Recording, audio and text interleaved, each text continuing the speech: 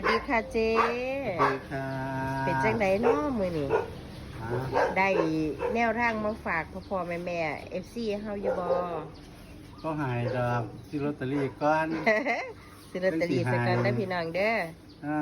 นี่แล้วจักสิบอกตัวดีเฮา ที่จะ ซั่ สิ น ไม่เอาทำเฮ้าลอตเตอรี่เพราะซื้อ แต่สร้างเนาะ ซื้อจะซื้อ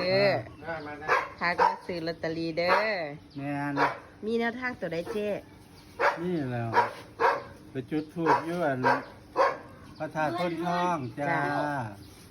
จุดธูปอยู่พระธาตุพ้นทองพระธาตุเก่าแก่เนาะ จ้า ได้8 4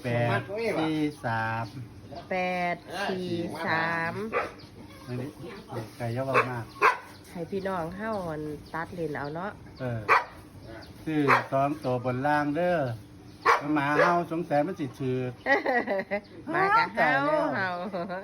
เห็นอันหมาเฮาคนสวยบ่มันจังสิ เอาละจ้ะเนาะ หมาเฮามึงเนี่ย มากะจัด มาเอา ขัด กี่ กระ ยา พานเด้อจ้าแม่FC บ่พอ FC โชค จ้า ดีทุกคนนะจ้า สวัสดี ตัวโล ค่ะ กเด้อตัว